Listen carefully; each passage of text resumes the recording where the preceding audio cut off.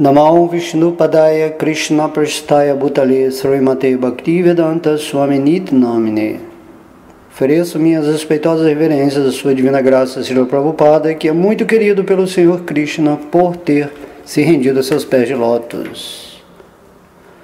Hoje, nessa aula, nós vamos falar o capítulo 8 do livro de Krishna, A Visão da Forma Universal. No capítulo anterior, falamos sobre a salvação de Trinavarta. E agora a visão da forma universal. É dito que após o incidente em que Krishna matou Trinavarta e mostrou a forma universal na boca para a sua mãe Yashoda, Vasudeva pediu que Garga Muni, que era o sacerdote de sua família, visitasse a casa de Nanda Maharaj para calcular astrologicamente a vida futura de Krishna. Garga Muni foi um grande sábio santo que se submeteu a muitas austeridades e penitências e foi nomeado sacerdote da dinastia Yadu. Quando Garga Muni chegou à casa de Nanda Maharaj ficou muito contente de vê-lo e levantou-se imediatamente, oferecendo-lhe suas respeitosas reverências com as mãos postas. Nanda Maharaj recebeu Garga Muni com o sentimento de alguém que esteja adorando Deus ou a suprema personalidade de Deus. Ofereceu-lhe um bom lugar para sentar-se e uma recepção calorosa quando este sentou-se. Dirigindo-se a Garga Muni com muita educação, Nanda Maharaj disse: "Meu caro Brahmana, você só aparece na casa de um chefe de família para iluminá-lo. Estamos sempre ocupados com os afazeres domésticos e nos esquecemos de nosso verdadeiro dever de alcançar a autorrealização. Você vem à nossa casa para dar-nos alguma iluminação sobre a vida espiritual. Você não tem nenhuma outra intenção quando visita os chefes de família." Na realidade, uma pessoa santa ou um brahmana não tem que visitar os chefes de família que estão sempre ocupados mexendo com dinheiro. Se alguém pergunta por que os chefes de família não se dirigem a uma pessoa santa ou um brahmana para obter iluminação, a resposta é que os chefes de família são muito avarentos. Geralmente, os chefes de família pensam que seu compromisso com os assuntos familiares é seu dever primordial e que a autorrealização ou a iluminação no conhecimento espiritual é secundária. É unicamente por compaixão que as pessoas santas e os brahmanas visitam as casas dos chefes de família. Nanda Maharaj se dirigiu a Garga Muni como uma das grandes autoridades na ciência astrológica. As predições da ciência astrológica, tais como a ocorrência de eclipses solares ou de eclipses lunares, são cálculos admiráveis, e uma pessoa pode compreender o futuro com muita clareza por intermédio desta ciência particular.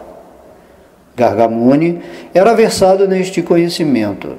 Através deste conhecimento, podemos ficar sabendo quais foram as nossas atividades anteriores e, pelo resultado de tais atividades, podemos desfrutar ou sofrer nesta vida.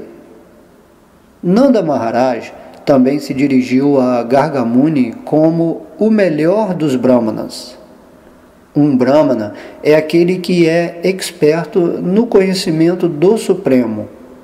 Uma pessoa que não tem conhecimento do Supremo Absoluto não pode ser reconhecida como um Brahmana. A palavra exata usada a este respeito é Brahmavidam, que significa aqueles que conhecem o Supremo muito bem. Um Brahmana experto é capaz de dar facilidades reformatórias às subcastas, a saber, os Kshatriyas e os Vaishyas. Os Shudras não observam realizações reformatórias. Considera-se que o Brahmana é o mestre espiritual ou sacerdote para o Kshatriya e o Vaishya. Nanda Maharaj era um Vaishya e aceitou Garga Muni como um Brahmana de primeira classe. Por conseguinte, ele ofereceu seus 2 filhos adotivos, a saber Krishna e Balarama, a Garga Muni para que este os purificasse. Nanda Maharaj concordava que não somente estes meninos, como também todos os seres humanos, deviam aceitar um Brahmana competente como mestre espiritual logo após o nascimento. Ao receber este pedido, Garga Muni respondeu: Vasudeva mandou-me para cuidar das realizações reformatórias destes meninos, especialmente da de Krishna. Eu sou o sacerdote da família deles e, a propósito, parece-me que Krishna é o filho de Devaki. Por seus cálculos astrológicos, Garga Muni pôde compreender que Krishna era o filho de Devaki, mas que estava sendo mantido sob o cuidado de Nanda Maharaj. Fato este que Nanda desconhecia. Indiretamente, Garga Muni disse que tanto Krishna quanto Balarama eram filhos de Vasudeva. Como Rohini, a mãe de Balarama, encontrava-se ali, Balarama era considerado como o filho de Vasudeva. Mas Nanda Maharaj não sabia acerca de Krishna. Garga Muni, indiretamente, revelou o fato de que Krishna era o filho de Devaki. Garga Muni também avisou a Nanda Maharaj que se executasse a cerimônia reformatória. Então, Kamsa, o qual era naturalmente muito pecaminoso, ficaria sabendo que Krishna era o filho de Devaki e Vasudeva. De acordo com o cálculo astrológico, Devaki não podia ter filhas, embora todos pensassem que o 8º filho de Devaki fora uma menina. Dessa maneira, Garga Muni fez Nanda Maharaj saber que a menina nascera de Yashoda e que Krishna nascera de Devaki e que eles foram trocados. A menina, ou Durga, também informou a Kamsa que o filho que iria matá-lo já nascera em algum outro lugar. Garga Muni declarou: se eu der um nome a seu filho e se ele cumprir a profecia que a menina previu para Kamsa, então pode ser que o demônio pecaminoso venha e, depois da cerimônia de dar o nome, mate também esta criança. Mas eu não quero me responsabilizar por todas essas calamidades futuras. Ao ouvir as palavras de Garga Muni, Nanda Maharaja disse: se existe tal perigo, então é melhor não planejar nenhuma cerimônia esplendorosa de dar o nome. Seria melhor que você simplesmente cantasse os hinos védicos e executasse o processo purificatório. Nós pertencemos à casta 2 vezes nascida, e eu estou me aproveitando da oportunidade de sua presença. Por isso, por favor, execute a cerimônia de dar o nome sem pompa externa. Nanda Maharaj queria manter a cerimônia de dar o nome em segredo e, todavia, aproveitar que Garga Muni executasse a cerimônia. Depois que Nanda Maharaj pediu-lhe tão avidamente, Garga Muni executou a cerimônia de dar o nome tão secretamente quanto possível no estábulo de Nanda Maharaj. Ele informou a Nanda Maharaj que Balarama, o filho de Rohini, traria muito prazer para os membros de sua família e seus parentes, e que por esse motivo seria chamado Rama. No futuro, ele seria extraordinariamente forte e por esse motivo seria chamado Balarama. Garga Muni disse ainda: como a sua família e a família dos Yadus estão tão intimamente relacionadas e atraídas, o nome dele será Sankarsana. Isto quer dizer que Garga Muni concedeu 3 nomes ao filho de Rohini, a saber, Balarama, Sankarsana e Baladeva. Mas ele teve o cuidado de não revelar o fato de que Balarama também aparecera no ventre de Devaki e, subsequentemente, fora transferido para o ventre de Rohini. Krishna e Balarama são irmãos verdadeiros, já que originalmente são filhos de Devaki. Garga Muni então informou a Nanda Maharaj: quanto ao outro menino, esta criança tem assumido diferentes compleições corpóreas em diferentes yugas, milênios. Em primeiro lugar, ele assumiu a cor branca, depois ele assumiu a cor vermelha e depois a cor amarela. E agora ele assumiu a cor negra. Além disso, em tempos passados, ele foi o filho de Vasudeva. Por conseguinte, o seu nome deve ser Vasudeva, bem como Krishna. Algumas pessoas chamá-lo-ão de Krishna e outras chamá-lo-ão Vasudeva. Mas saiba de uma coisa: este filho tem tido muitos e muitos outros nomes e atividades devido a seus diferentes passatempos. Garga Muni deu a entender que o filho de Nanda Maharaj também seria chamado de Giridhari por causa de seus passatempos incomuns ao erguer a colina de Govardhana. Como podia compreender todas as coisas passadas e futuras, Garga Muni disse: eu sei tudo a respeito das atividades e do nome dele, mas outras pessoas não sabem. Esta criança será o prazer de todos os pastores de vacas e de todas as vacas. Devido à sua popularidade em Vrindavana, ele será a causa de toda a boa fortuna para você. Por causa da presença dele, você superará todas as espécies de calamidades materiais, apesar dos elementos adversos. Garga Muni continuou dizendo: meu caro rei de Vraja, muitas vezes em seus nascimentos anteriores, esta criança protegeu as pessoas justas das mãos dos patifes e dos ladrões. Sempre que havia desmembramento político, seu filho é tão poderoso que qualquer pessoa que se converta num devoto dele jamais será incomodada por inimigos. Assim como o Senhor Vishnu sempre protege os semideuses, da mesma forma os devotos de seu filho serão sempre protegidos por Narayana, a suprema personalidade de Deus. Esta criança crescerá em poder, em beleza, em opulência, em tudo, ao mesmo nível que Narayana, a suprema personalidade de Deus. Por isso, eu aconselharia que você o proteja com muito cuidado para que ele cresça sem perturbação.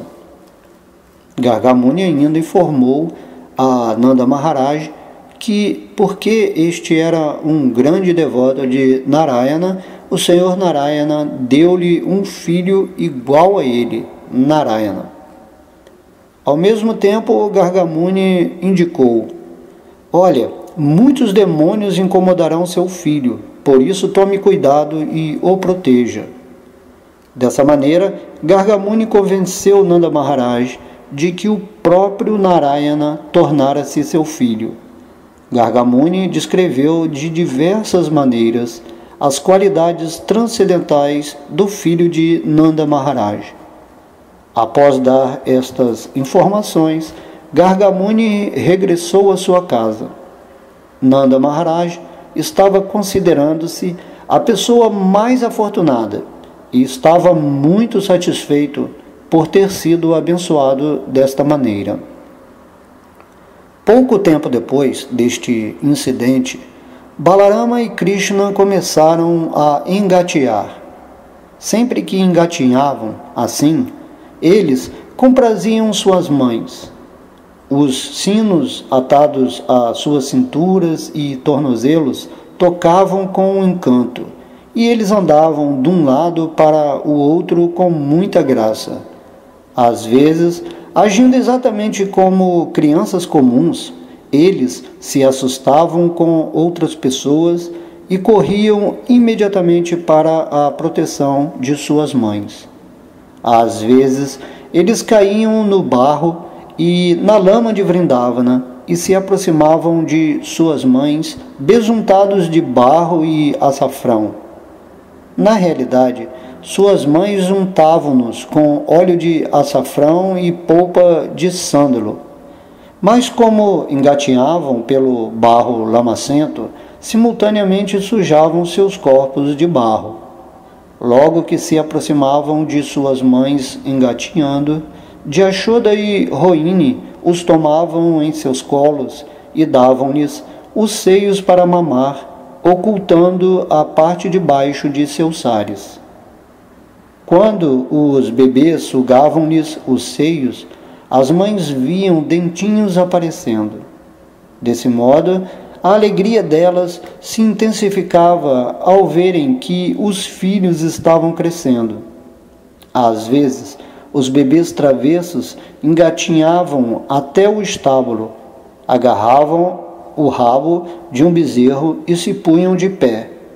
Perturbados, os bezerros começavam imediatamente a correr daqui para ali, e as crianças eram arrastadas pelo barro misturado com estrume de vaca.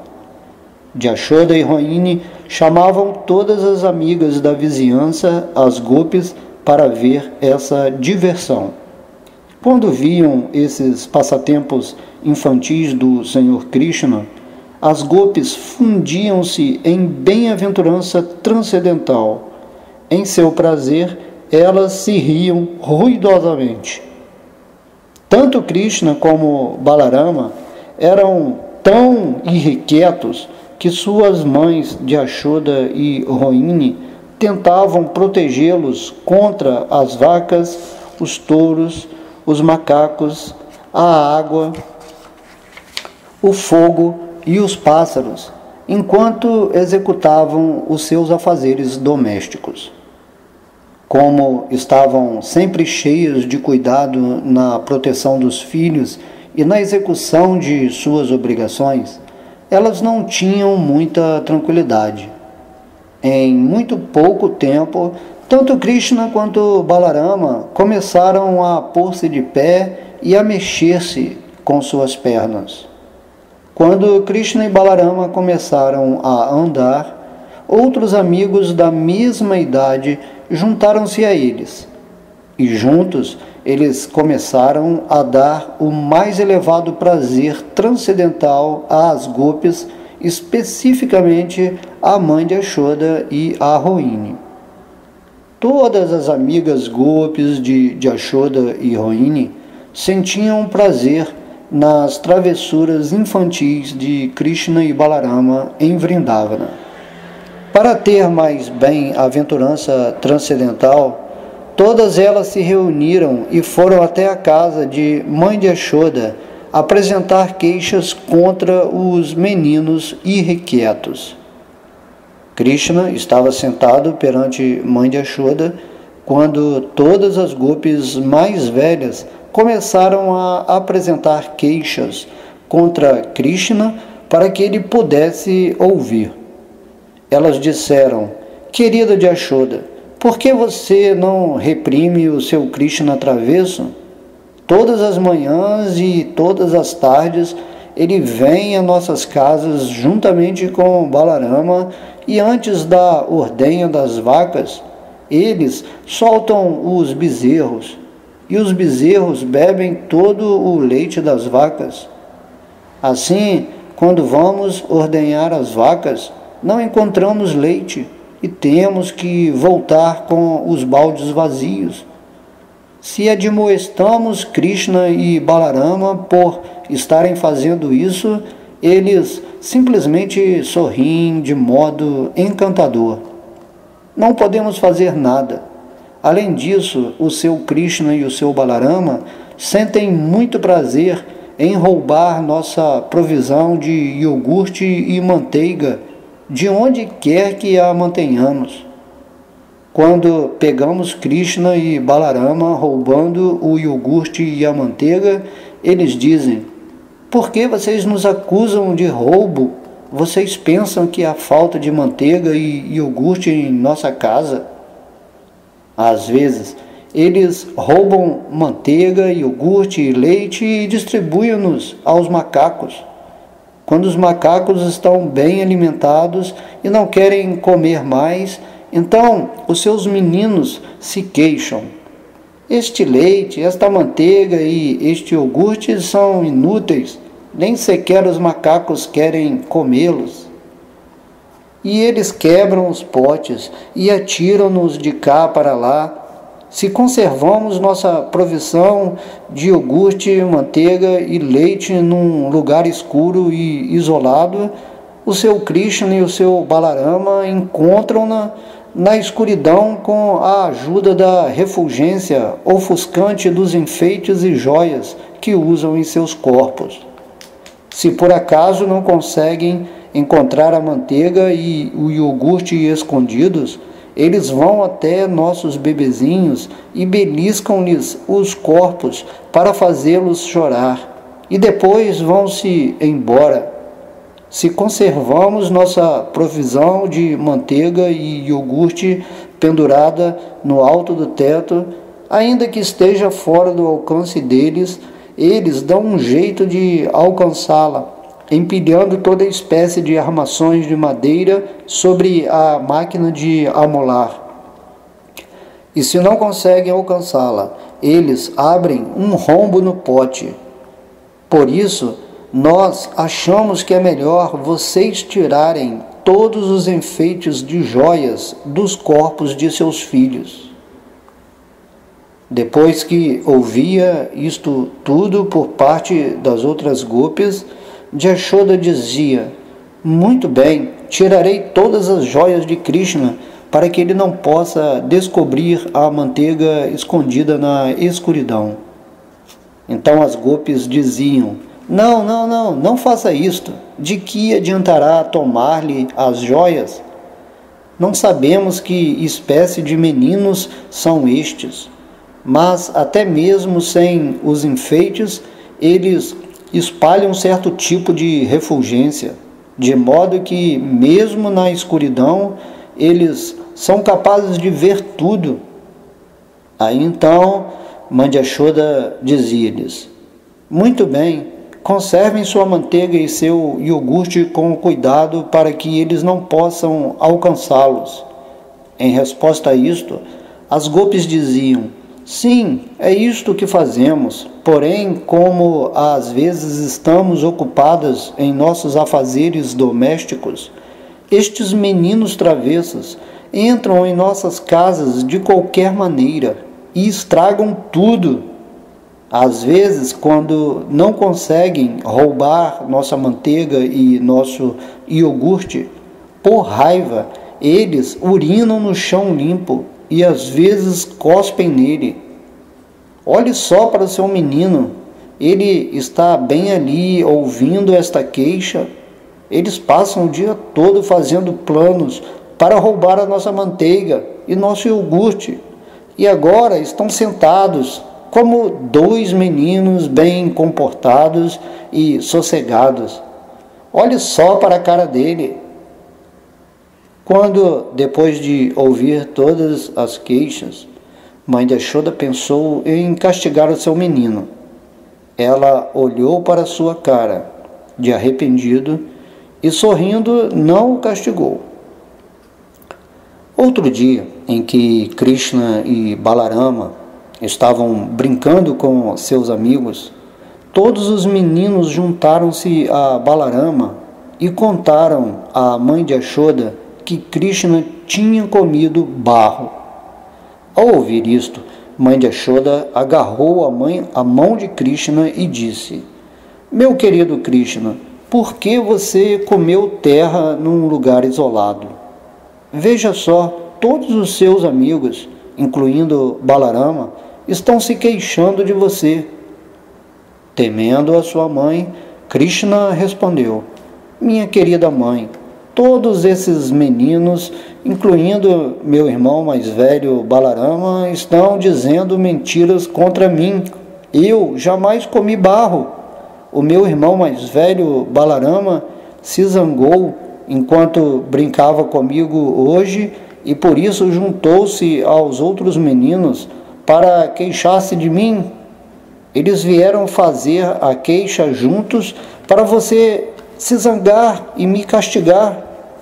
Se você acha que eles estão falando a verdade, então pode olhar dentro de minha boca para ver se eu comi barro ou não. Yashoda disse: Muito bem, se você realmente não comeu nenhum barro, então abra a sua boca, deixe-me ver. Agindo como se fosse um menino comum, Krishna, a suprema personalidade de Deus, abriu sua boca logo que sua mãe mandou. Aí então, mãe de Yashoda viu dentro dessa boca a opulência completa da criação. Ela viu todo o espaço exterior em todas as direções, as montanhas, as ilhas, os oceanos, os mares, os planetas, o ar, o fogo, a lua e as estrelas. Juntamente com a lua e as estrelas, ela viu também todos os elementos, a água, o céu, a vasta existência etérea, juntamente com o ego total e os produtos dos sentidos e o controlador dos sentidos. Ela viu todos os semideuses, os objetos dos sentidos, tais como o som e o olfato, e as três qualidades da natureza material. Ela também pôde perceber que dentro de sua boca estavam todas as entidades vivas, o tempo eterno, a natureza material, a natureza espiritual, a atividade, a consciência e diferentes formas da criação completa. Yashoda pôde encontrar dentro da boca de seu filho todas as coisas necessárias para a manifestação cósmica. Ela também se viu a si mesma dentro da boca de Krishna, tomando-o em seu colo e dando-lhe o seio para mamar. Ao ver tudo isto, ela se encheu de respeito e temor e pôs-se a perguntar a si mesma se estava sonhando ou realmente vendo algo de extraordinário. Ela concluiu que ou estava sonhando ou estava vendo a atuação da energia ilusória da Suprema Personalidade de Deus. Ela pensou que enlouquecera, que ficara perturbada mentalmente por ter visto todas essas coisas maravilhosas. Então ela pensou: isto pode ser o poder místico cósmico alcançado por meu filho, e por esse motivo estou perplexa com o que vi dentro de sua boca. deixe-me oferecer minhas respeitosas reverências à suprema personalidade de Deus, sob cuja energia se concebe o eu corpóreo e as posses corpóreas.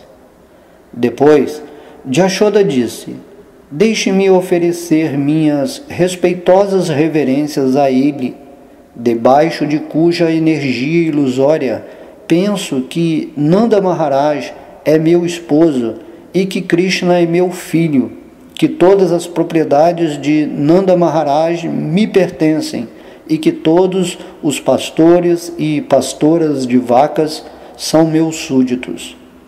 Toda esta concepção falsa se deve à energia ilusória do Senhor Supremo.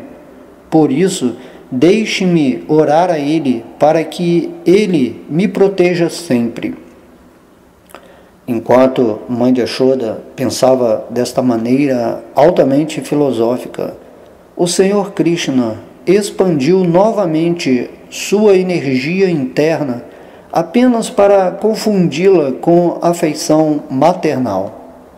Mãe de Yashoda esqueceu-se imediatamente de toda a especulação filosófica e aceitou Krishna como seu próprio filho.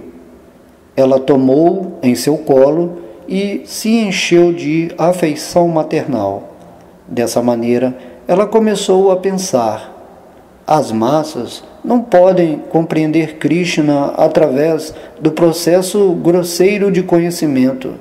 No entanto, ele pode ser apreendido através dos Upanishads e do Vedanta, ou através do sistema de yoga mística e da filosofia Sankhya. Então, ela começou a pensar na suprema personalidade de Deus como o filho que ela própria gerara. Certamente, Mãe de Yashoda executara muitas e muitas atividades piedosas, e como resultado, ela obteve a verdade absoluta, a suprema personalidade de Deus, como o filho que lhe mamava o leite do seio. Similarmente, Nanda Maharaj também deve ter executado muitos sacrifícios e atividades piedosas notáveis para que o Senhor Krishna se tornasse seu filho e pudesse chamá-lo de pai. Mas é surpreendente que Vasudeva e Devaki não tenham desfrutado da bem-aventurança transcendental dos passatempos infantis de Krishna, embora Krishna fosse seu filho verdadeiro. Até hoje em dia, muitos sábios e pessoas santas glorificam os passatempos infantis de Krishna. Porém, Vasudeva e Devaki não puderam desfrutar de tais passatempos infantis pessoalmente. Shukadeva Goswami explicou a razão disto a Maharaj Parikshit da seguinte maneira: quando o Senhor Brahma mandou que o melhor dos vasos, chamado Drona, e sua esposa Dara aumentassem a descendência, eles lhe disseram: querido pai, pedimos sua bênção. Drona e Dara receberam de Brahma a bênção de que, no futuro, quando nascessem novamente dentro do universo, o Senhor Krishna, em seu aspecto muito atrativo, a infância, absorveria toda a atenção deles. Suas relações com Krishna seriam tão poderosas que qualquer pessoa que simplesmente ouvisse contar as atividades infantis de Krishna poderia atravessar com muita facilidade a ignorância do nascimento e da morte. O Senhor Brahma concordou em dar-lhes a bênção, e como resultado, o mesmo Drona apareceu como Nanda Maharaj em Vrindavana, e a mesma Dara apareceu como mãe de Yashoda, a esposa de Nanda Maharaj. Dessa maneira, Nanda Maharaja e sua esposa, a mãe de Yashoda, desenvolveram sua devoção pura pela suprema personalidade de Deus, obtendo-o como o seu filho. E todas as gopis e pastoras de vacas que eram associados de Krishna desenvolveram naturalmente seus próprios sentimentos diferentes de amor por Krishna. Assim, o Senhor Krishna apareceu juntamente com sua expansão plenária, Balarama, apenas para realizar a bênção do Senhor Brahma, e executou diversos tipos de passatempos infantis para aumentar o prazer transcendental de todos os residentes de Vrindavana. Neste ponto, encerra-se o significado Bhaktivedanta do capítulo 8 de Krishna, intitulado A Visão da Forma Universal. Então, esse capítulo aqui é muito interessante, né? Lembrando que Krishna recebe a informação, né? Nanda Maharaj recebe a informação que Krishna é Deus. E também, na segunda parte, Krishna abrindo a sua boca, Yashoda viu toda a existência material e a si mesma dentro da boca de Krishna. Então, esses passatempos são maravilhosos e vão decorrendo aqui na infância para a bem-aventurança de todos os habitantes de Vrindavana, porque esses passatempos infantis assim, são muito especiais. Então, que vocês possam meditar em Krishna, né, ouvindo esses passatempos. Todas as glórias são a sua divina graça, Srila Prabhupada. Haribol.